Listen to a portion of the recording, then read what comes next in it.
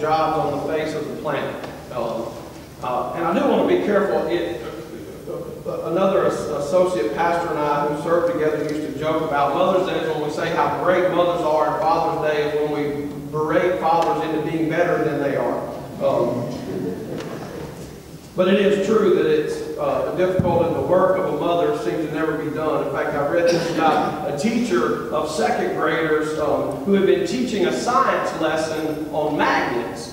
And after going through that, the next day she gave them a written test about magnets. And on the very first question on that test, there was this clue. It said, "My full name has 6 letters. The first one is M. I pick things up." And as you can imagine, the kids were really thinking about this question when she got the test back. Over 50% of them, that 6-letter word that started with M that picks things up was written as mother, not magnets. And I know, especially if you're the mother of small children, although I'll say we have 2 teenagers in my house and there's no shortage of picking things up. That's a big part of the job description. You may also have felt like this at times, though you don't like to say it out loud. There was a mother who had 3 notoriously unruly youngsters, and she was asked if she could do it all over again, would she have those children, or would she have children again? She said yes, but not the same ones.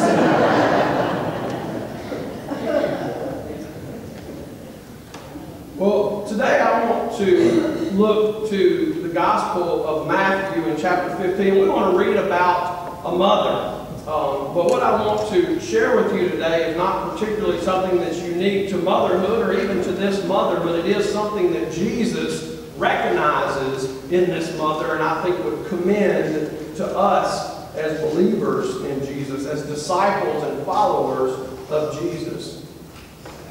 And you know that this story won't come as a surprise when we read it, that we find a tenacious mother.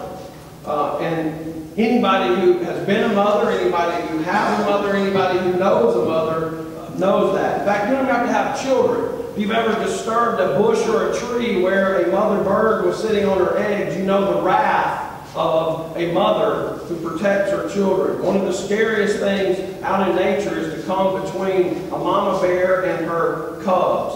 But you know, people are the same.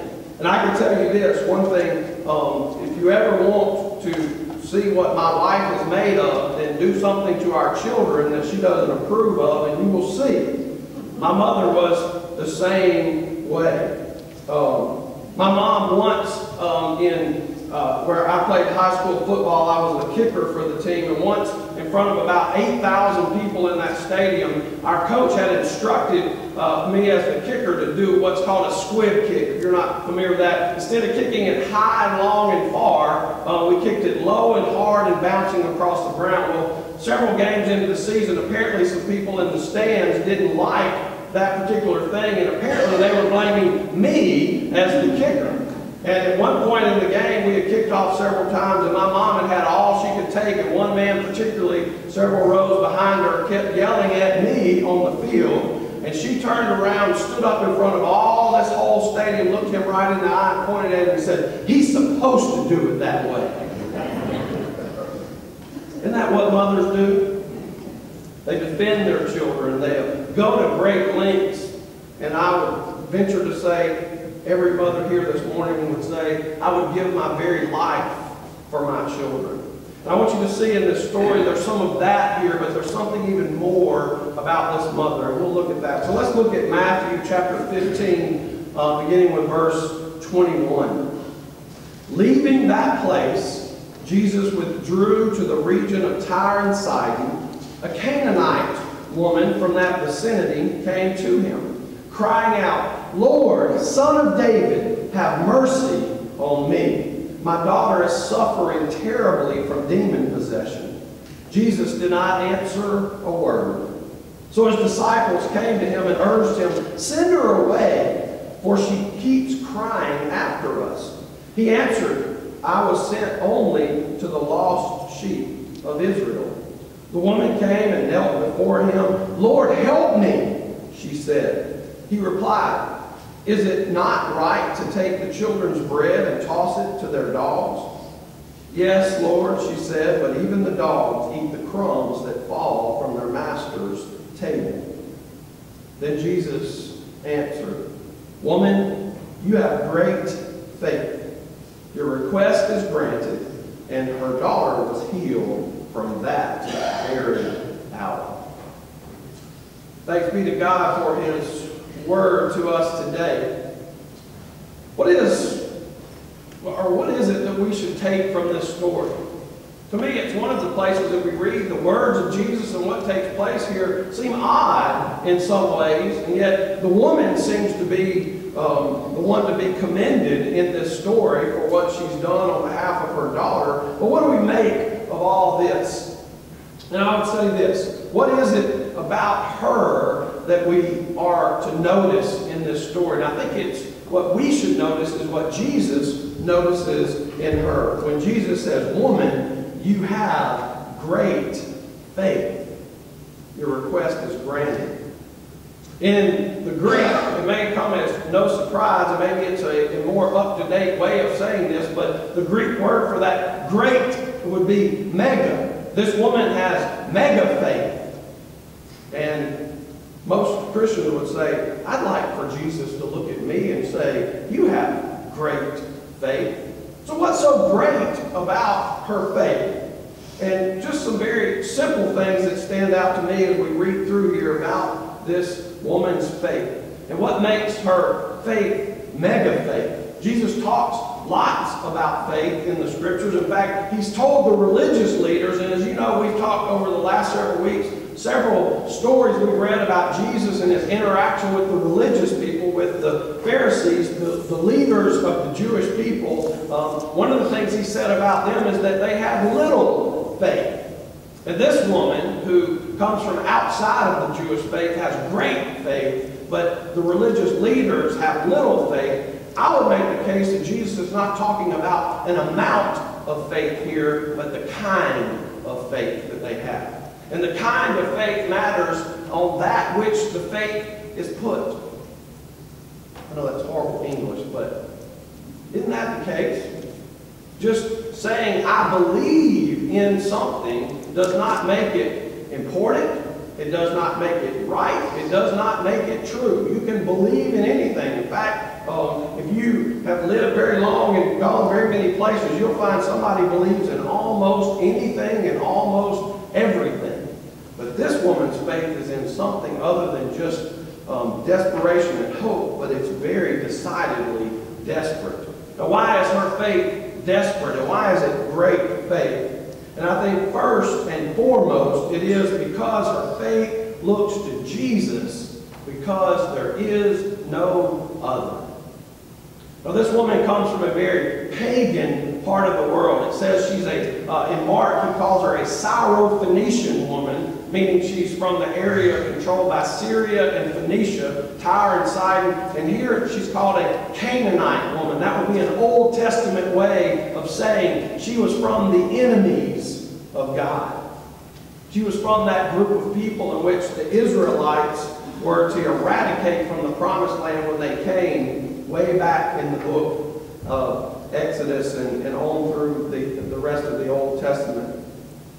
And so this woman, who was once far off, now comes near to Jesus, and she says several things to him. She calls him Lord in verse 22, which would have been a very strange thing for someone from outside of the Jewish faith to come to this one who was called Rabbi, would be a Jewish teacher in the culture there. She calls him Lord, giving some authority to Jesus himself. She calls him Son of David, which would be a Jewish title, a messianic title. She was referring to him now as the Promised One. And it's ironic because those very Jewish people who would have been present to hear this thought Jesus was anything but the Promised One. But then she simply asked him for mercy because she recognized him as one who was able to give mercy for her situation. Yes, she comes desperate for the healing of her child, but her desperation is not solely focused on her need. It's focused more on the help that can come only from Jesus. And there's a great contrast in this woman who looks to Jesus and the Jewish leaders who he's called blind guides. And he even asked his own disciples and those people, are you still so dull? You've seen what I've done. You've heard what I've taught. And yet you don't know who I am. But here is this woman, desperate for the healing of her daughter, sees Jesus for who he really is. So her faith looks to Jesus because there is no other. But also what's great about her faith is because it is indeed desperate. And it perseveres. Notice the barriers that Jesus himself places up. And I want to make a case for this, that often in our lives, the very things that seem to keep us from placing our faith in Jesus Christ are the very things that God has placed in our life to bring us to faith in Jesus Christ. Does that make sense? That true saving faith is not believing that there is a Jesus, but true saving faith is to know who Jesus is and to be desperate for salvation that comes only from Him. And I know lots of people in my life, even some members of my own family, who the very things that keep them from confessing faith in Jesus Christ are the very things that demonstrate their need for Jesus Christ. And so faith runs to Jesus even when it seems hopeless or reckless. Here's how Jesus reacted. It says as this woman comes, the first thing it says is that Jesus didn't say a word. It appears that Jesus was ignoring her. Or could it be that Jesus wanted her to express that great faith that he already knew was present there? Then it goes even further. Jesus says to these people around him, I came only for the lost sheep of Israel. Now, Jesus has been having this ongoing discussion about his purpose there. And even in the New Testament, we see that he very much was the Messiah. We talked about that on Palm Sunday. He was the promised coming king. And he came for the Jews. But in their rejection of Jesus, it was the Gentiles, those who were outside of that faith, that would shame those to whom Jesus came. They are the ones who would proclaim him as Messiah. And every time we find someone like this Canaanite woman who is from outside of the Jewish faith, is loudly proclaiming and it was loudly condemning the rejection that Jesus found in his own people. And so when he says, I came only to the lost sheep of Israel, it's not putting her off permanently. It is drawing out that faith that says, I know why you came, but I need you and I need you only. And finally he says, is it not right to take the children's bread and toss it to their dogs? Now it makes me laugh. How many of you have a dog at home that as soon as you sit down to eat thinks it's their time to come and sit down and eat? And it's funny that as a parent, occasionally, we don't have a dog in my house, we have a cat, but she seems to do the same thing. She comes and sits and just stares. You have an animal that does that and just looks. Every time your hand reaches for something, the animal just follows everywhere it goes. Then how many of you have had a little boy or a little girl that somewhere during the meal, all of a sudden you see that their hand's under the table? And what do? Don't feed the dog. Jesus is saying we don't feed the animals. And it's not just that we're sharing what we have. He says you wouldn't take it from the table from your children and feed the dogs instead. Jesus again is drawing out a response from this woman. And it's interesting, her response. She doesn't argue with him. She doesn't say, well, that's not right that you just came for the Jews or whatever. She says this. Don't the dogs even eat the crumbs that fall from the table? You see, this great faith, this desperate faith, this persevering faith says, I just need the tiniest morsel of this mercy that comes from you, Jesus. I know what I need and it comes from you. Our faith should say the same every day. In fact, the scriptures are full of people who call upon Jesus in this way. If you remember, on one occasion, there's a woman who just in a crowd reached and grabbed the hem of Jesus' garment. because she said, all I need to touch is, or all I need is just to touch the outer fringes of his garment. And it's a demonstration of this kind of faith, of desperate faith, faith that cries out to God, faith that perseveres because it knows the source of the mercy that's needed. And I suspect that almost everybody here, if not every one of us, have found some place in our life where our desperation of our need has drawn us to this point, where we said, Jesus, I don't need anything but you this day. And that cry of desperation, that cry of hope in Jesus is noticeable. It is that saving faith, that great faith. I'll never forget, again, another demonstration of faith I saw in my own mother, very much like this mother. I was at the emergency room with my mom and my dad waiting on the ambulance to arrive with my younger brother in it. He had been in a boating accident, was seriously hurt, and when they got him out of the back of the ambulance and went into the hospital, it was immediately apparent that this was a serious situation. My mom at the time was a pharmacist, worked at the hospital. She was a hospital pharmacist, and at the time one of her duties was whenever there was a code, something of seriousness in the emergency room, she would go from the pharmacy and she would take notes. Some of you in the medical field know how that goes, and she would take notes of what medicines were given, what procedures were done, and all that. So she had been in lots of these emergency situations, and something in her recognized the seriousness of this moment. And she's standing near my brother there. My dad and I are standing to the side, and all of a sudden in a moment, she looks up and there was this look of desperation on her face. And she points at us and she says, y'all need to go pray. And we left. And we went across the hall and we prayed. And thanks be to God that God did bring healing to my brother today. He had to have surgery and all that. He got hit by the engine of a boat and was very seriously hurt. And if you ever meet him, his only lingering issues from that is that his thumb doesn't do that. He's got a lot of scars, but nothing more. And prayers were answered that day, but I will never, ever forget the look on my mother's face of desperation for her child, and she knew what he needed. He didn't need a better doctor or a different nurse. He needed healing from her Heavenly Father.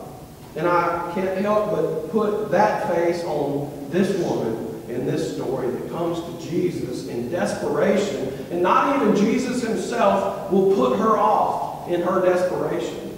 And again, I want to make the case to us today is, you may look in your life and say, if it wasn't for this, I think I would have greater faith. Well, whatever that this is this day, might be the very thing that God is using to draw you near. To increase that faith in us. To increase the desperation in us. To come before Him and to say, I need you and you alone.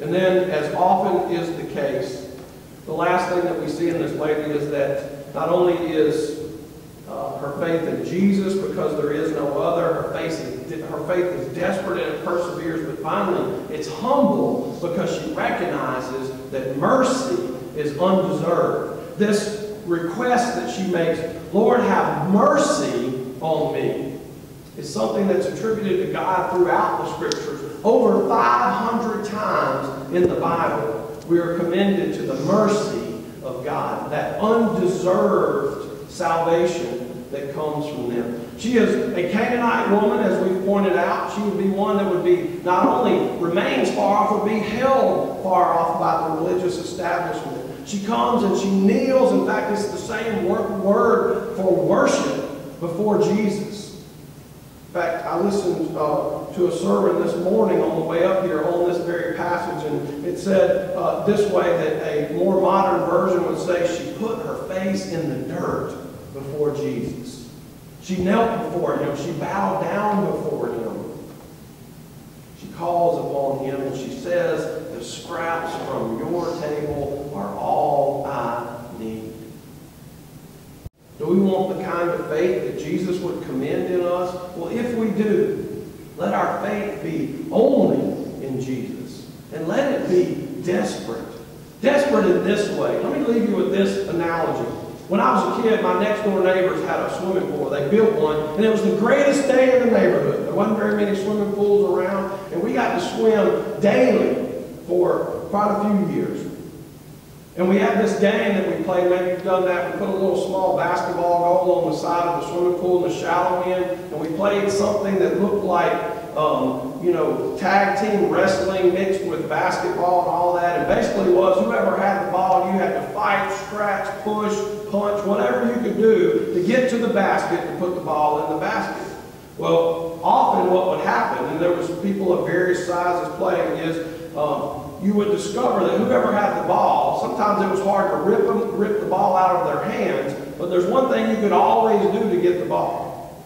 If you held them under the water long enough, they let go of that ball, didn't they? Y'all played that game in one form or another, haven't you? But if you're the one with the ball and you get held under long enough, not only do you not care about that ball anymore, you care about nothing except what? Getting back to the surface and breathing that air. And it's amazing, almost superhuman strength wells up within you in that moment, does it not? And you will push, kick, punch, anything you can to get that air in your lungs. That's the faith that's shown here. Has God brought us to a place in our life where we are that desperate for Jesus that nothing else matters? I'll let go of whatever I have, and I will run over anyone I need to in order to get to Jesus. That's great faith. That's mega faith. And it really only comes from this, is once we are convinced that that is the need. You see, when we're under that water, nobody has to convince us that we need to breathe, because our body knows it. We're created that way. And I don't know about you, but my prayer is in my life that faith will be that important to me. Faith not just in anything, but in Jesus Christ, that I am desperate for it every day. And so I am thankful that, like this young girl, whose name's not even given, had a mother that was that desperate for that faith.